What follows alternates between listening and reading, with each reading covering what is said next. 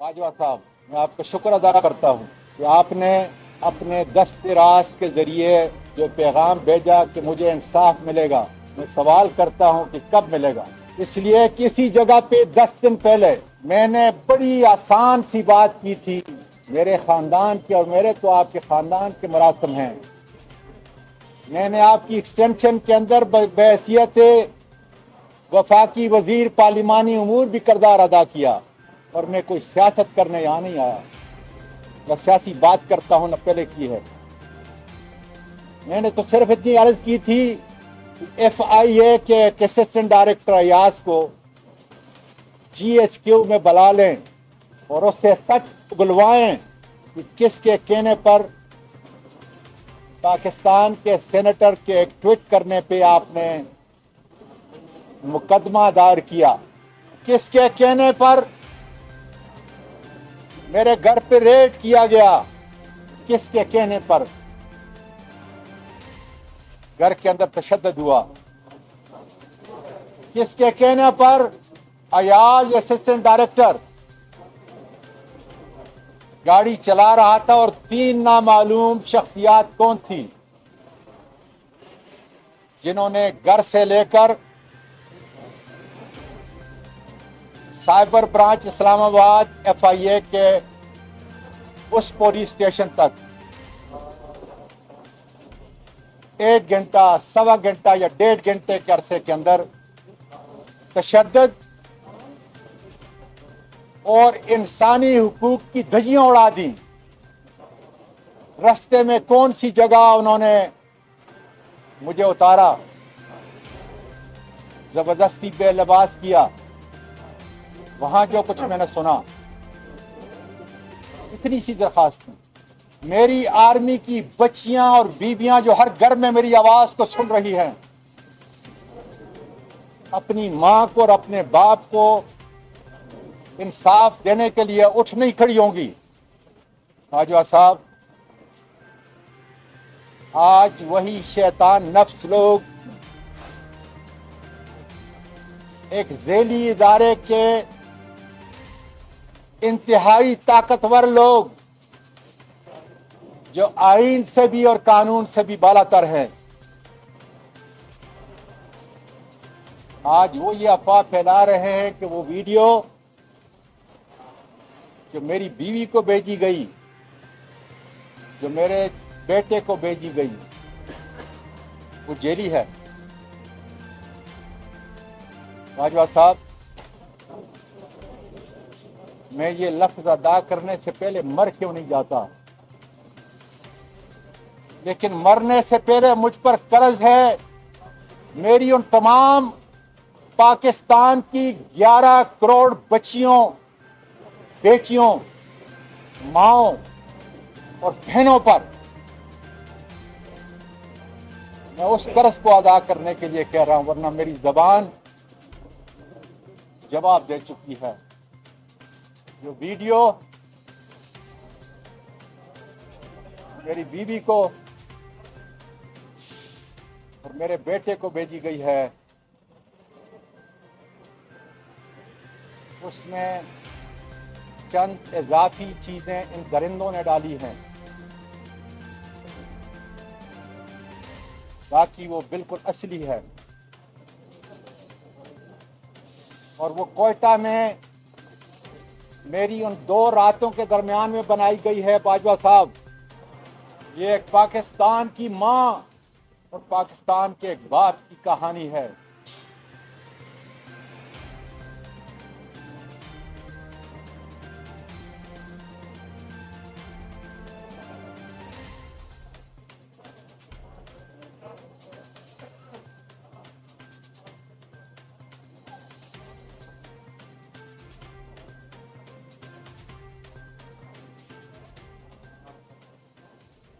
اس لیے انصاف کے آنے میں دیر نہیں ہونی چاہیے. اس جگہ کے بارے میں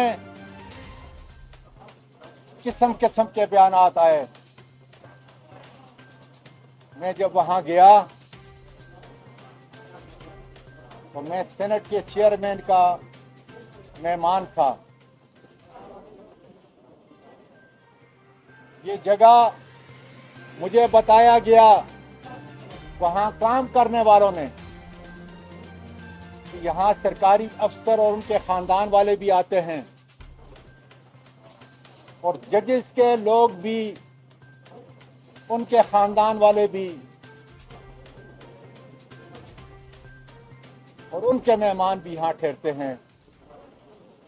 वो जगह फेडरल लॉज 1 कोयटा, और इंशाअल्लाह ताला जब अदालत खुलेगी तो मैं उस जगह पे इनको लेके जाऊंगा। लेकिन बाजवा साहब, उस वक्त तक ये चंद 100 अफराद जो मेरी ना आर्मी की इज्जत की तर्जमानी करते हैं और ना ISI प्रोफेशनल लोग हैं, वो ये उनकी तर्जमानी नहीं करते। ये ताकतवर गुंडे जिन्होंने मुल्क के हर इदारे को इन्हीं हरकत की वजह से, ये ठेकों में शामिल हैं, ये बड़े बड़े घपलों में शामिल हैं, ये दौलत बनाते हैं। और मुझे ये लफ्ज अदा करने में शर्म महसूस होती है, ये किस मां से पैदा हुए हैं, किस मां ने इनको जन्म दिया है। इसलिए कि मैं अपने खानदान के हर उस आर्मी के अफसर और सिपाही से वाकिफ हूं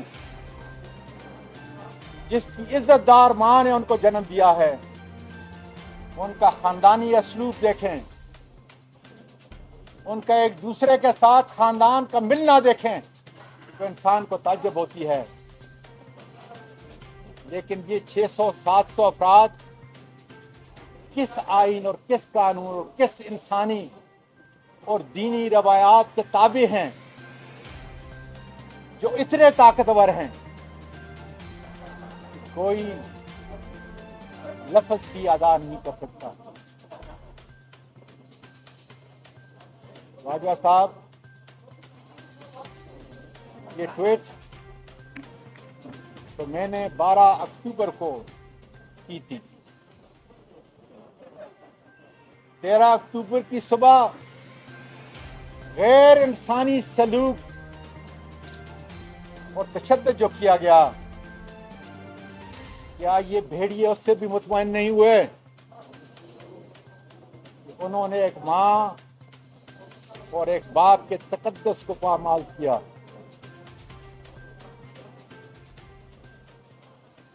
ये भेड़िए हस्बे आदत हर ताजर के पीछे हैं, हर इन्वेस्टर के पीछे हैं, अक्रॉस द बोर्ड तमाम सियासी लीडरान के पीछे हैं और यही काम करते हैं। मैं तो आज से 6 महीने पहले किसी भी और जगह, जब से हमारी हुकूमत खत्म हुई है, मैं अपनी बीवी को नहीं लेके गया और मुझे पूरा यकीन था कि जो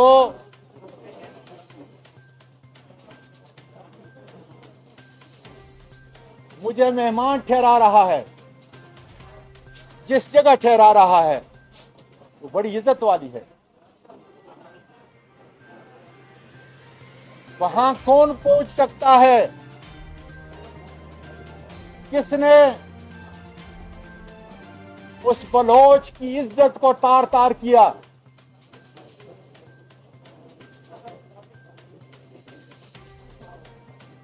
इसलिए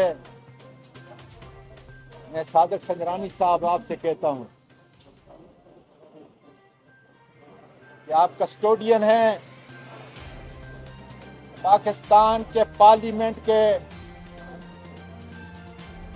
सबसे बड़े ईवान के। आपका काम میری بیٹیاں جو سینٹ میں بیٹھی ہیں، میری بہنیں جو سینٹ میں بیٹھی ہیں، اور میرے بھائی شادی شدہ جو ہیں، ان کی عزت کی حفاظت کرنا ہے۔ لیکن یقین کرو میرے ملک کے لوگوں، یہ ظالم اتنے طاقتور ہیں کہ اگر میرے سی سی ٹی وی کیمرہ اس کی ساری فوٹیج اور بیک اپ کو لے کے جا کر سارے ثبوت ختم کر سکتے ہیں، تو مجھے وثوق سے کہنے دیجئے اس کمرے کی انہوں نے اینٹ سے اینٹ ابھی تک بجا دی ہوگی، اس کمرے کی اینٹ سے اینٹ بجا دی ہوگی۔ کتنے طاقتور ہیں میرے بیرون ملک پاکستانیوں، سنو، 31 ارب کی آپ سال کے اندر ریمیٹنس بھیجتے ہو، جس میں میں اور میرے خاندان کے افراد بھی شامل ہیں، تاکہ یہ ملک نیچے نہ گرے۔ باجوہ صاحب، کیا موساد یہ کام کر سکتا تھا کوئٹے میں؟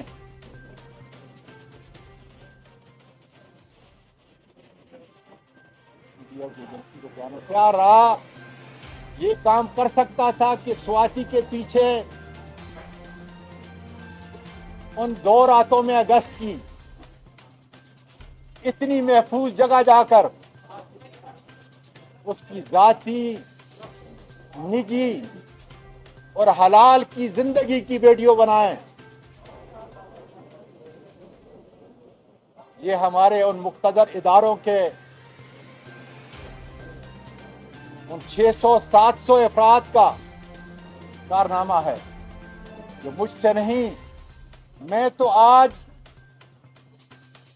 جس حالت کے اندر کھڑا ہوں، میں تمہاری آرمی کی اس ہر ماں کا، ہر بیٹی کا، ISI کی ہر اس بیٹی کا محافظ بن کر یہ آواز پوری دنیا میں پہنچا رہا ہوں۔ میری آرمی کو بدنام نہ کرو، میری ISI کو نہ بدنام کرو۔ یہ ISI کے نام پر چند طاقتور غنڈے ہیں جنہوں نے ملک کے ہر ادارے کو مفلوج بنا کر رکھ دیا ہے، فائلیں بنائی ہیں سچی یا جھوٹی،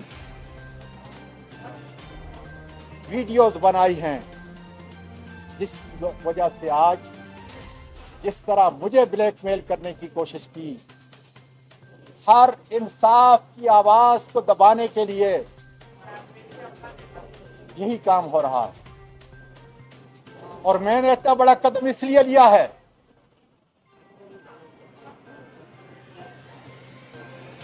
مجھے اپنی موت کی فکر نہیں۔ میں عدالت عظمیٰ کے باہر آپ کو یہ بتانا چاہتا ہوں، مجھے زہر دی جائے گی یا یہی طاقتور لوگ مجھے گولی ماریں گے، لیکن میری حق کی آواز کو، غیرت کی آواز کو، نفرت کی آواز کو، غصے کی آواز کو پاکستان کے تاریخ کا مورخ انشاءاللہ تعالیٰ لکھے گا۔ یہ ویڈیو تو پہلے بن چکی تھی، شاید اس کو یہ وائرل نہ کرتے۔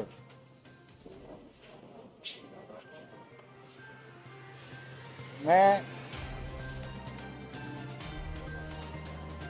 باجوہ صاحب کے دست راست ان کو بھی شکریہ ادا کرتا ہوں، ان کو یقین دلاتا ہوں، جس طرح میں نے کہا تھا ویڈیو دیکھتے ہی یہ صحیح ویڈیو ہے، اور میں نے آپ کو باقاعدہ ٹیکسٹ کیا تھا کہ 1%